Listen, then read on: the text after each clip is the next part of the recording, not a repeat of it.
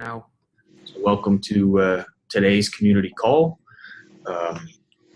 Today we are excited to have Mark Studley here talking to us about JIT logs. So I will hand it over to Mark to start with the lightning talk. All right, let me just get things shared here.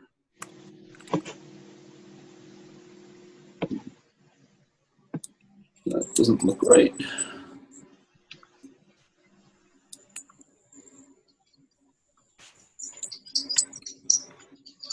Is that showing all right?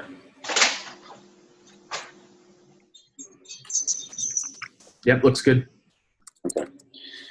All right, so I just put together a few short slides and forgot to update the date to tell you a little bit about JIT compiler logs, what they are, how you can generate them, and a little bit of a brief dip into what they actually look like. So JIT logs are basically just follow along the basic compilation process, which I've shown on the right side here.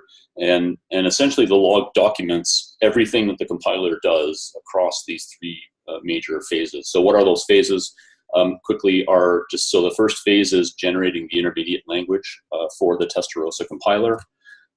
That intermediate language comes from the Java bytecodes of a particular method. And then that intermediate language feeds into the optimizer, which is a traditional compiler, just pipeline of different optimizations, trying to analyze the code and improve the code and ideally make it better. And then finally, that intermediate language flows into a code generator for a particular platform, the platform that you're running on. And it converts the intermediate language into the native instructions of the target platform, and then stores that code into a native code cache so that it can be used when that method is called by other functions. So how can we generate a compiler log to tell us what's going on throughout that process? So the basic command line option is off of the -x JIT option. I've shown here an example version here, which uses a method spec, which is also called an option set, to apply a set of options to a class of methods that's identified by the method spec, which is kind of a simple regular expression. Now, I put regular expression in double quotes because it's not really the formal definition of a regular expression. It uses star to replace any number of characters, question mark to replace one character optionally, and so it's not a real regular expression, but it can be used to specify any class.method combination. And then the options in single parentheses here are applied to whatever methods match this specification. So normally you would try to match this to a particular method that you're interested in, and then you would generate a log. So what are these options in a bit more detail? So the first option is the log equals, which is really just specifying a file name where you want the log information to be dumped. As I mentioned in the verbose log lightning talk, this name is going to be automatically appended with process ID, a date and a time, because if you happen to be running in a system that has many JVMs running at the same time, or even just two, it can get pretty confusing if they're writing to the same file, so it automatically smurfs the name so that won't happen by default. If you really want it to go into that exact file name, you can use the disable suffix logs option, which will override that behavior. So we got a file name to dump stuff into. The trace full is one of a large number of options that are available to try to control how the logging happens. So trace full is sort of the default starting point. It logs what happens in IL generation. It generates what happens during each optimization and what happens during code generation, but it doesn't go into all the detail that's possible. It doesn't do detailed tracing on any particular optimization. It just kind of documents what's going on. So, but it does a few interesting things here. It will number each optimization, which can be used for problem diagnosis because there are options that you can use to try to control how the compilation happens later, to include or not include optimizations. It will show the IL trees after any optimization that does transformations. So if anything changes, you'll see what the changed IL is after those changes have been made. It will also list and number the individual transformations that are performed on the code, which again can be used later. There are options that you can use to feed those numbers back into another run of the compilation to do problem diagnosis to try and narrow down which transformation actually causes a particular effect that you want to fix. And also the code generation major phases are also shown with all the trees and the instructions and how the instructions are generated from each tree, along with how the registers are assigned and so on. It will show you the final generated code. So it has a thing called a mixed mode disassembly, which tries to link what the bytecodes are with all of the instructions that are being generated. And finally, so that's kind of the starting point for tracing, but you can actually, each individual optimization typically has a more detailed tracing options available, which it outputs even more detailed information about what's happening during a particular optimization pass. So the files that get generated using just this option trace full can be 100 megabytes just for a single method. Just because of the level of detail that's being provided here, and because optimizing a method can run, for a scorch and compile, for example, it could run 200 optimizations through the course of compiling that method. So there's quite a lot of stuff here, even in a trace full output, but then there's an even a higher level of detail that you can request once you've decided that a particular optimization is of interest. So I don't have time to go into a whole lot of detail about what a JIT log looks like, but I'll just break it down into its sections. It kind of looks like an XML document, but it's not really an XML document, so don't be thrown by the fact that it does claim to be XML. The basic section, so the whole compile for a method is included in a compile and compile stanza from XML. It gives you some information about what method it is that's being compiled and what its hotness level is. Remember that the OpenJ9 just-in-time compiler compiles at any number, well, six different optimization levels, from no-opt, cold, warm, hot, very hot to scorching. And then the three sections of the three sort of major sections of the compile are documented in individual sections. So the generation of intermediate language from bytecodes is in a section called ILGen. Again, the method is there, and then there'll be details about how that intermediate language generation is done. And optimize, sorry, I got the color wrong here, should have been green for optimize, also documents what the method is and its hotness, and then it will show that sequence of trees, as I mentioned, and any sequence of optimizations and what the trees look like when any change is made. And then finally, there'll be a code gen stanza that shows how the code is generated, again, with the method and hotness. There's a section here, in particular, the instructions section, which will show that mixed mode disassembly that I talked about, which basically gives you the final assembly language, annotated assembly language for what code was actually generated for this method. So again, I don't have time to go into more details than that, I'm afraid, but that gives you the basic section so you can kind of dig around a little bit if you're interested.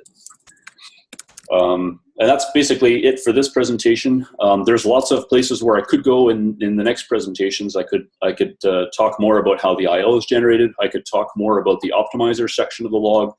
I could go into detail about how the code is generated, or I could talk about diagnosing JIT problems using the logs, and as I mentioned, using the numbered optimization passes and transformations that are being applied. So I'll pick an order for these if you're not going to give me any input, but if you're interested to learn about anything specific, feel free to drop me a line and let me know what you're interested to hear. And that's it.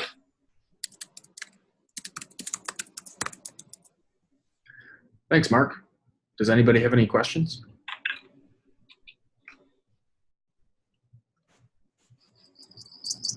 Okay, thanks. All right. Then looking at our agenda for lightning talks, we have Ashutosh lined up to talk about idle detection next week.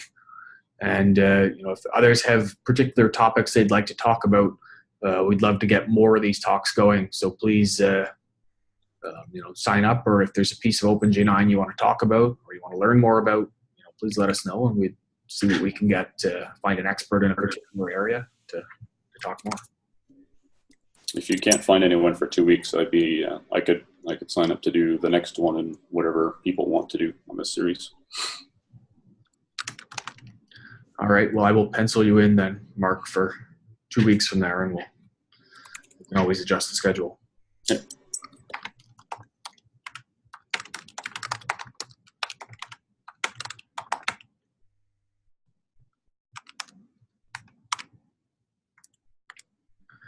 Okay.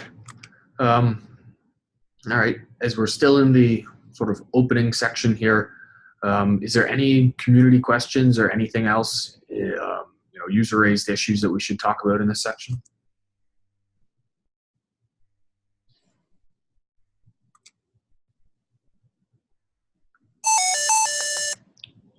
All right.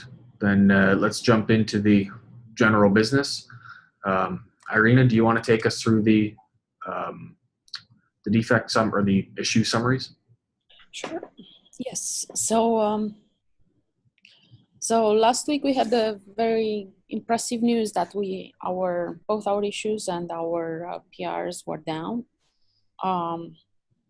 We have a slight increase this week in issues, similar as before. So it's just a total of 6 issues overall, and we continue the trend of declining with the PRs. So I think overall this is going well.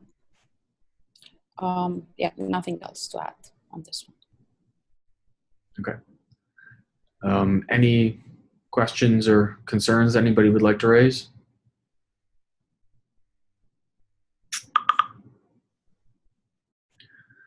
All right.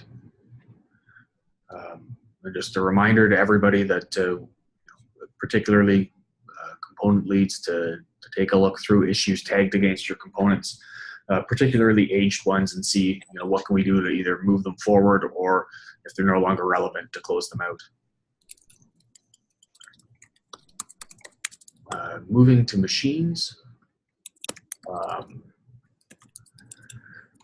In terms of bringing up a build farm at the University of New Brunswick, there's been a lot of progress on that front. We're targeting having machines there by the end of the month. I think the machines have been identified, and they're in the process of being re-imaged and set up to be shipped to the University of New Brunswick. We're just waiting on finalizing agreements and then actually sending the hardware. So hopefully by early September, we should have more machines in our build farm.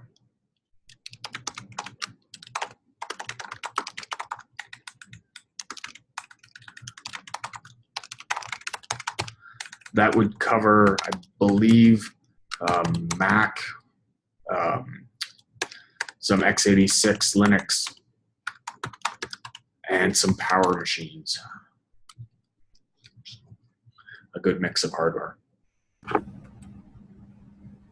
Will that be power for AIX as well as Linux? That's a really good question. I'm not sure right now. I know we had looked at sending both, but it may only be PowerPC Little Endian Linux due to the fact that we can't run both AIX and we can't run both Big and Little Endian on the same machine. So I think we picked the Little Endian, but I can follow up on that.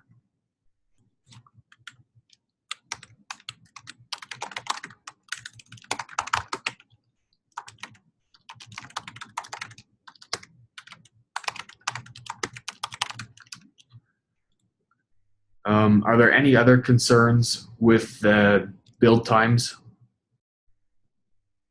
or with machine resources at the moment?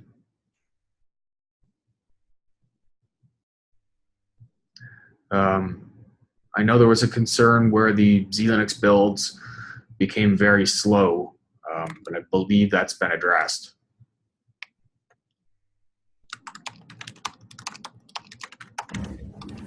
Yeah, I think you're sharing with the Adopt ones and various other open source projects. So I think what's happening on some of the other partitions on the Linux hardware can affect us. So I suspect it's just that sort of thing. We did have an issue at Adopt, same thing, but that seems to have cleared itself now, so it's behaving itself. So hopefully you're the same.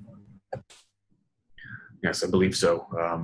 There was an issue with the way we were requesting memory, I believe, at one point that caused a very slow search.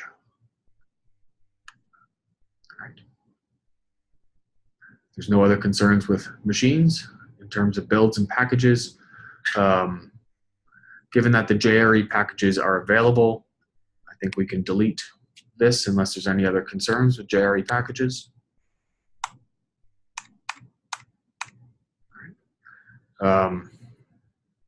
Mac OS, the updates on that have slowed slightly due to my vacation and conference travel, but I have another set of patches that I need to clean up and open pull requests for, mostly around the loading of dilibs in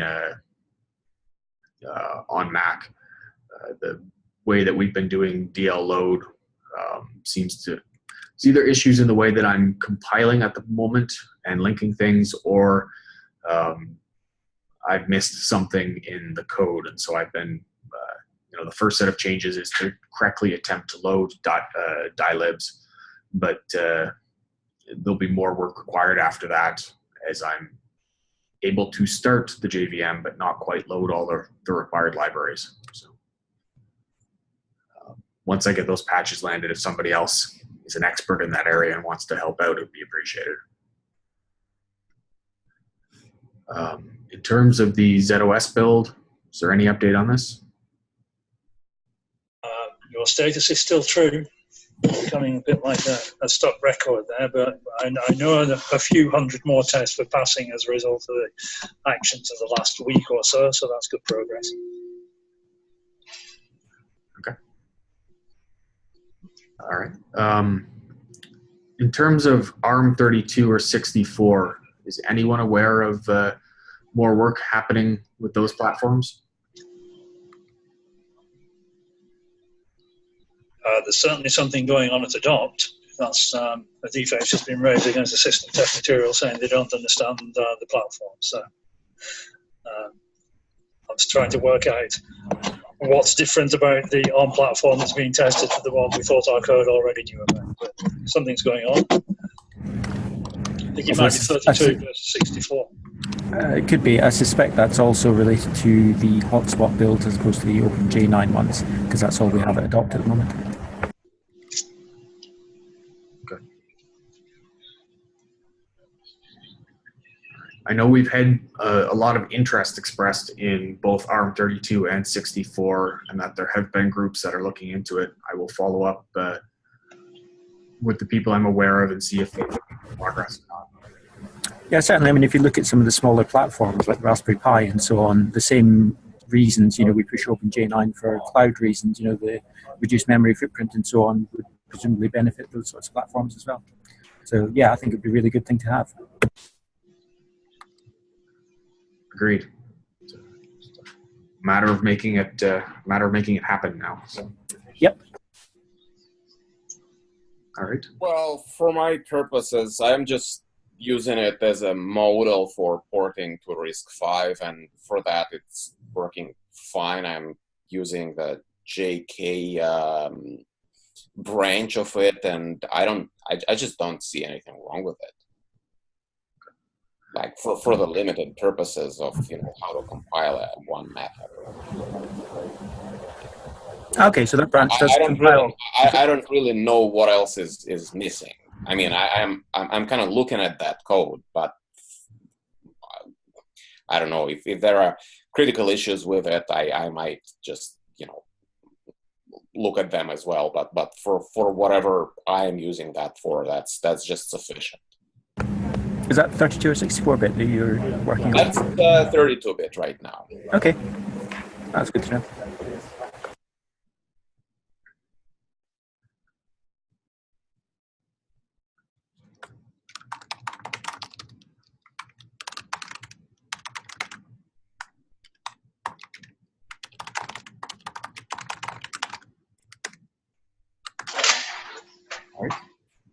In terms of end user experience, are there any new user raised issues that we should be discussing?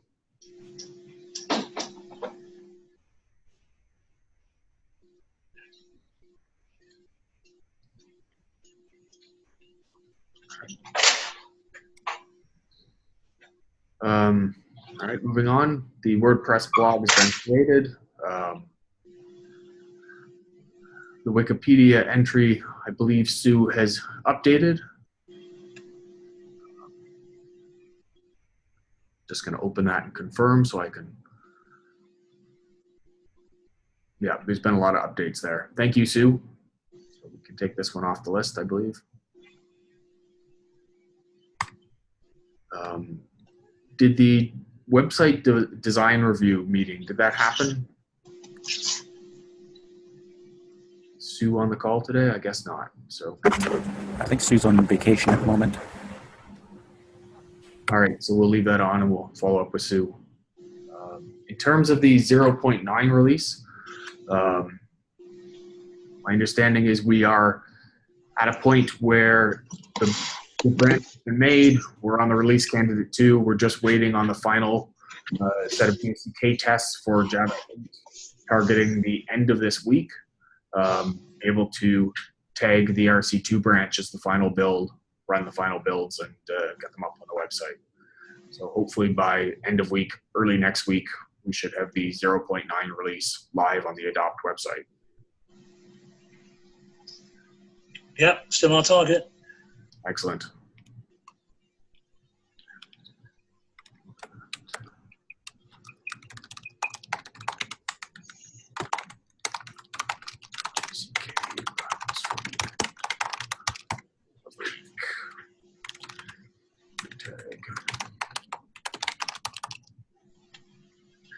All right.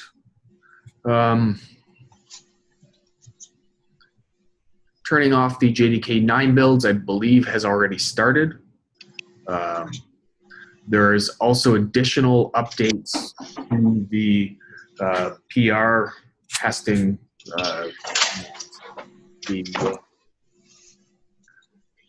The use of all for everything is being removed. So if you want to run a all platforms on a particular JDK release, you can use all in the JDK release, but we're no longer allowing targeting all JDK releases on all platforms in a single command, just to prevent the occasional mistyping that has launched massive numbers of builds that weren't intended. So. All right, is there any other business?